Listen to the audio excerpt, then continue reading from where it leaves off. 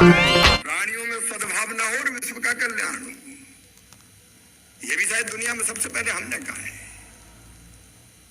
सब सुखी हो, सब निरोग हो, सबका मंगल हो, सबका कल्याण हो। मैं सच कहता हूं, मेरा अपना भरोसा है कि भौतिकता की अग्नि में दग्ध विश्व मानवता को शाश्वत शांति के पथ का दिग्दर्शन अगर कोई कराएगा तो भारत कराएगा। लेकिन भारत के संपूर्ण कल्याण के लिए कृषि जरूरी है। और जब मध्य प्रदेश का मुख्यमंत्री बने, हमारा राज्य तो बीमारू राज्य था। 2005 में मुझे लगा कि सबसे बड़ी प्राथमिकता क्या होनी चाहिए तेरी, तो एक ही बात लगी कि कृषि और किसान। रमेश जी जानते हैं, कई बार आए हैं मध्य प्रदेश, और पूरा फोकस, बाकी चीजें सामान्य तौर तरीके से चली, लेकिन पूरा फोकस मैंने एग्रीकल्चर पर किया, इरिगेशन पर किया। 7.5 लाख हेक्टर की इरिगेशन बढ़ा के आज हमारी 50 लाख हेक्टर क्रॉस कर चुकी है, और 1 करोड़ हेक्टर तक ले जाऊंगा। उस पर काम अभी जारी है। कई योजना में तेजी से काम पूरा होने वाला है, कहीं पे चल रहा है, कहीं पे होने वाला है।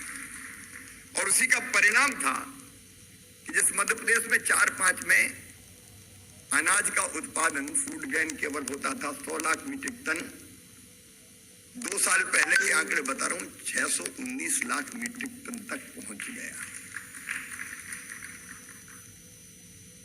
और उसके कारण परिवर्तन कितना बड़ा होता है। केवल किसान की जिंदगी नहीं बदलती, किसान के पास पैसा आता है तो व्यापारी की दुकान चलती है। 2 व्हीलर, 4 व्हीलर, फ्रिज, टीवी सब उठने लगती है। दुकान का माल उठता है तो इंडस्ट्री के चक्के चलते हैं, और इंडस्ट्री के चक्के चलते हैं तो पूंजी का निर्माण होता है, और पूंजी का निर्माण होता है तो फिर नया निवेश आता है। ये एक अर्थव्यवस्था का चक्र है जो भारत में तो कृषि ही अभी चलाएगी कई वर्षों तक, क्योंकि आज भी हमारी 50% पॉपुलेशन कृषि पर ही निर्भर करती है। कोई अंतर ही नहीं पड़ा। कृषि की महत्ता को भारत में हर कोई जानता है। अब उस क्षेत्र में मध्य प्रदेश एक प्रदेश था, पूरे देश में काम करना है। प्रधानमंत्री जी के असाधारण नेतृत्व में मुझे करना है, तो नया क्या क्या किया जाए। मैं चैन से बैठने वाला नहीं हूं, दिन और रात काम करूंगा, जी जान एक करूंगा, लेकिन मैं नहीं करूंगा, हम कर, मिल के हम करें। मुझे जो साधारण रोड मैप लगता है, क्योंकि किसान का भी कल्याण करना है, उत्पादन बढ़ाओ, उसके लिए आधुनिक तकनीक आप काम कर ही रहे हैं। क्योंकि मुझे गर्व है ये कहते हुए कि गेहूं में तो 45 मिलियन टन उत्पादन केवल इसलिए हो रहा है कि हमने रिसर्च करके जो नए बीज बनाए हैं उनके कारण हो रहा है। ये बड़ी उपलब्धि है, मैं बधाई देता हूं आप।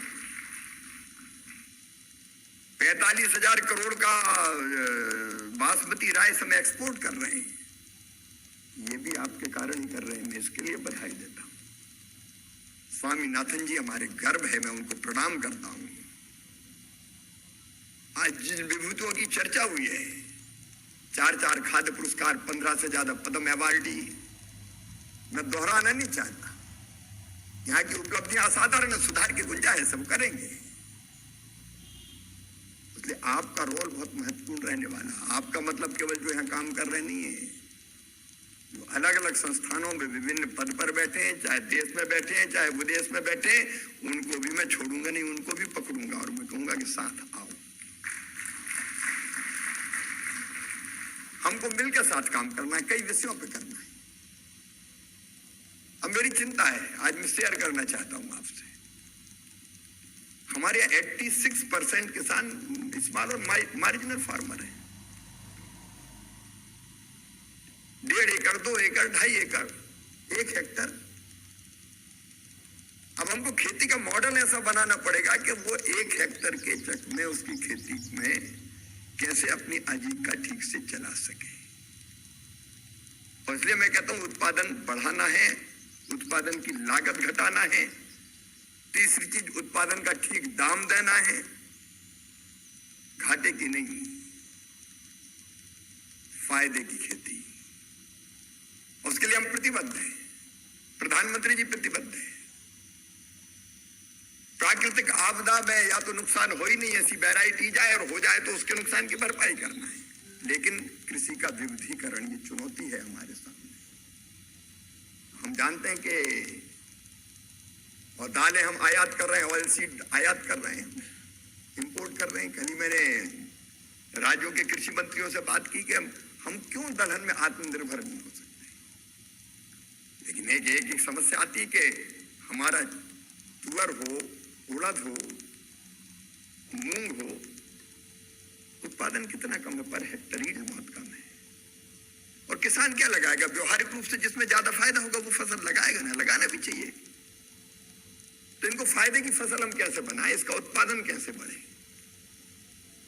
दाल में, पल्सेस में चैलेंज है। शायद साइंटिस्ट सोचे, आप सोचे, वैज्ञानिक सोचे।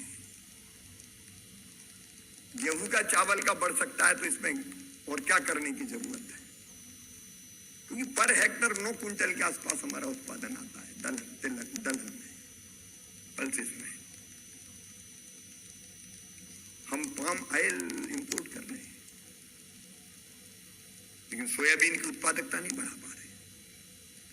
सोयाबीन का क्षेत्र धीरे धीरे कन्वर्ट हो रहा है चावल के क्षेत्र में। मध्य प्रदेश में भी सोया स्टेट मध्य प्रदेश था, लेकिन धीरे धीरे सोयाबीन छोड़ के दूसरी फसलों की तरफ किसान जा रहे हैं। तो हम दलहन का और तिलहन का उत्पादन कैसे बढ़े, कौन सी नई वैरायटीज विकसित करें?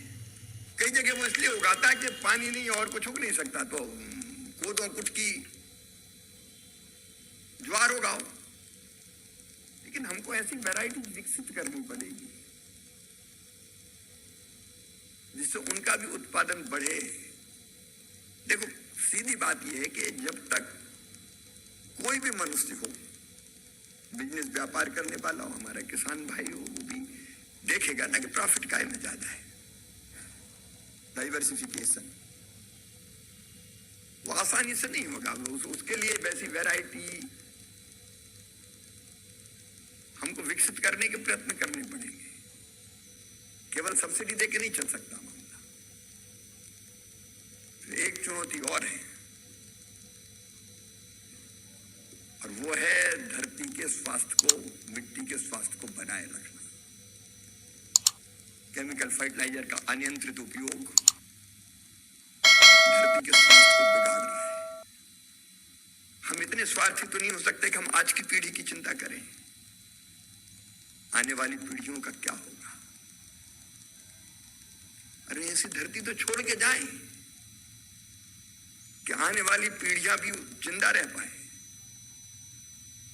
और इसलिए क्या प्राकृतिक खेती, जैविक खेती या मिट्टी का स्वास्थ्य कैसे संतुलित रहे, बना रहे।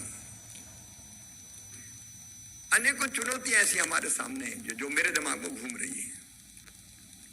किसान की संतुष्टि